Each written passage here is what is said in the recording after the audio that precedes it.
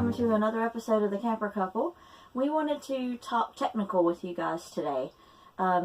If you're looking at purchasing an RV, there's definitely a host of things to consider, and we thought we might talk a little bit with you about that today. We've been to all kinds of trade shows, and we've been following campers for quite a while, and that's the reason why a lot of people ask us our opinion on what campers to buy and what's good and what's out there. What really matters when you're about to purchase an RV is you've got to ask your own questions and find out what's right for you. The first thing you have to consider, of course, is budget. What is your budget going to allow, and what gives you the most bang for your buck? There's lots of great RVs that are out there that are very affordable. As you know, we paid less than $5,000 for this camper right here. And sometimes if you know where to look, you can find some really great deals. And let me expound on that for just a moment to say that we have been in contact with some of the salesmen at Camping World in our area, and they referred us to someone that ran a lot and did repossessions. And that's how we came across this camper. We had gone to see this gentleman that works out of our area to look at one camper and found this one. And we just walked into it and said, this is exactly what we want, and we have not regretted it for a second. It's been wonderful, and it is definitely the camper for us. When you can go to an RV show and say, you know what, it doesn't beat for us what we have, that's a good feeling. So yeah, you definitely want to strive for that, and it doesn't take breaking the bank to do that. So rest assured that it is out there. One of the resources that is really good out there is RV Trader. That's another thing that you can look at to find some of these great deals on campers, because people are selling campers all the time, and sometimes they just want to get rid of it. They just don't want it anymore. They've outgrown it. They've upgraded to a bigger camper, and they're just trying to get rid of it, or maybe they're just not able to go out anymore in the camper, and they just want to get rid of it, and so they put these things on RV Trader. Now, one thing about that is, if you're really wanting a great deal, you might have to travel a little bit for it, because some of the best deals are going to be somewhere in a different state.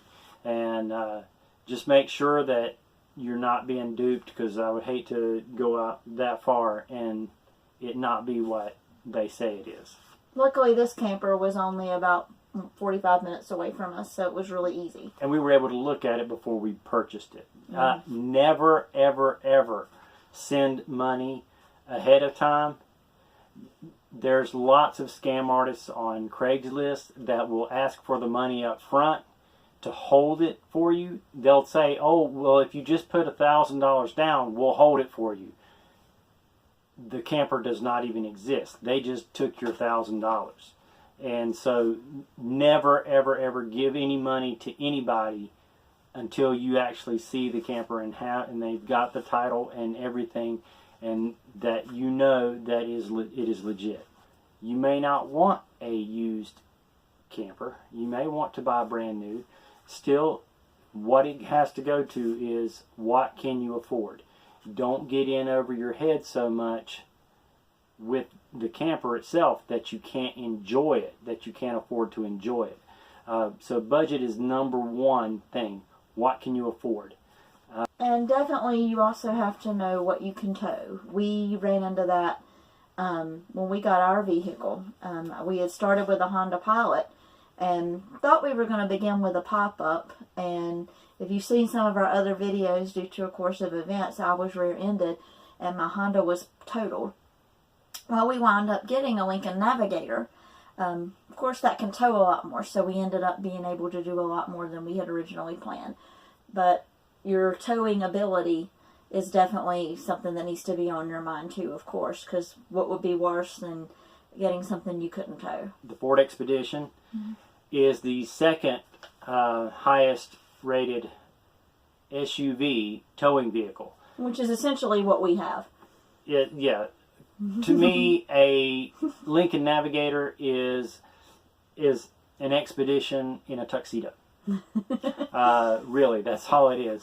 It's the exact same thing. It's got the same muscles. It's just got some more of the bells and whistles that come with being a Lincoln. And that was a battle with us as well, because I wanted the features and he wanted the power. So it was a good compromise for both of us, I think. One thing that I think led us to kind of weigh toward the SUV was the daily use part of it. And we felt like it was more practical for us as a family to have that third row seating and have the ability that an SUV gives you and the space that an SUV gives you. And we have used it. But of course that might not be the case for everybody. So again, that's one of those more personal decisions as far as what vehicle you want to buy. Right, and because we use an SUV, that's what dictated us having a travel trailer instead of a fifth wheel. We would have to have a pickup truck if we were going to be towing a fifth wheel. Now, fifth wheels have a lot of space. It's like a house on wheels, and they can accommodate a lot of people. But it also limits the places where you can go, because the bigger you are, the less places will let you in, because most of camper spots say around 30 feet or less. And so that's one of the great things about this camper is it's 29. It's 29. It's 29 feet long. So that works out great for us, and it still has enough room for everybody to be comfortable. And we'll do another video at another time where we go into more detail of why we chose the Lincoln Navigator to be our tow vehicle. One of the things that also that we had to purchase was the trailer brake. That did not come with the Expedition. It didn't have the tow package that had that built in. So we had to add that to our, which is something that's very, very important when you're towing. You have to have a trailer brake in your truck. And what that does is it sends a signal. It's attached. It goes into your battery, and it sends a signal to the trailer. Whenever you push on the brakes, it puts the brakes on the trailer as well. And you really need that, especially if you're going to have any hills or anything like that. And you can vary the amount of braking power that goes onto that trailer. There's an adjustable rate. It will vary the amount of resistance braking power that you have when you press on the brakes. When you're going downhill, down a grade, you're going to want to turn that up quite a bit so that you're not being pushed down the hill by your trailer. That when you push on the brakes, the trailer's stopping you more than you stopping the trailer. How many people are going to be with you? Are you a family or are you a retired couple? Yes, so the floor plan that would work for you, there's so many different floor plans that are out there. Some of them have great big huge living rooms and only one bedroom. Some have bunk houses for the kids if you're traveling as a family. So that's one thing to consider when you're purchasing a camper, is how many people is going to be in it. If this is just something to go out hunting with the guys, maybe a pop-up is all you need. If it's something where you're going to take family vacations in and you've got 4 kids, you're going to need a lot more space. And that was our goal. We wanted the memories with the kids, and we see the childhood slipping away, and definitely wanted to make sure that we had that opportunity and we seized it. And I'm so glad we have. How many people are going to be staying in this camper? You need to know if you have the capacity for that. And also, like, what you're going to be doing with it. If you're going to be staying at resorts and things like that, you probably need something like a travel trailer or a fifth wheel. If you're going to be doing more boondocking, a pop-up might be fine for you.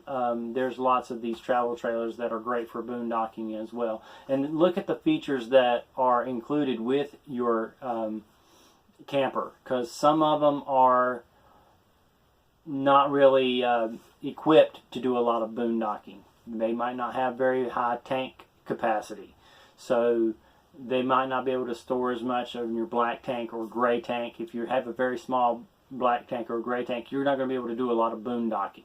or if you don't have a very big freshwater tank. That's another thing that you're going to need if you're going to be doing a lot of boondocking. And don't forget about your battery, because if you're going to use any kind of electricity at all, you're going to need some sort of power source to do that boondocking while you're out there. I think, again, we really hit the jackpot on ours as far as that goes to. It doesn't go through propane very quickly, and we're really enjoying it. And last but not least is the amenities that you want. You can go as fancy as you want to. That also kind of goes back to number one, which is the budget, which, what can you afford? But if you want the bells and whistles that are out there and you can find the deal, then that's great. The main thing is what are you going to be using the camper for? What is your goal? And let me also preface something that we experienced when we first got this, and that is outfitting it. We had the funniest experience. We were in Walmart shopping after buying this camper, trying to decide what to do and how much we wanted to spend, and there just happened to be another couple on the other aisle who heard our conversation and said, "You just bought a camper, didn't you?" So we said yes. So they said, "Oh, we did too."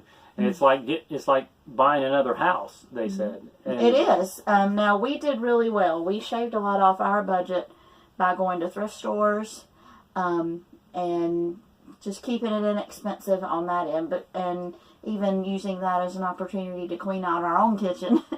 And that went very well. So that's just something a point to ponder. Sheets, towels, dishes, pots and pans, flashlights, lighters, silverware. Any kind of kitchen utensil that you normally use, you have to consider, and anything that can do double duty as well is always a plus. And on the technical side of things, there's also things like your battery.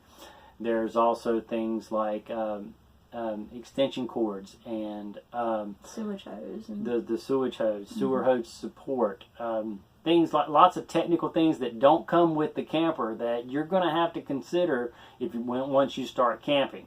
There's lots of little doodads of things that you're going to need. Well, especially if you buy it used. Especially if you buy it used, because they're gonna take what they invested into it as much as they can out of it.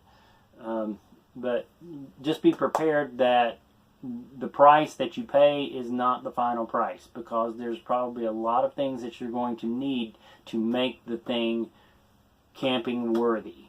So be in consideration of that as well.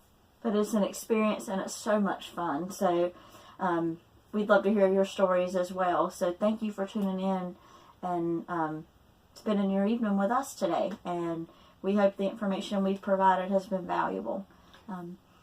And if you have any questions, feel free to ask them in the comment section. We will do our best to answer your questions. We're not camper experts. We're newbies ourselves, but we'll try and get you the information that we can. And we're having so much fun sharing the journey with you. So take care and God bless.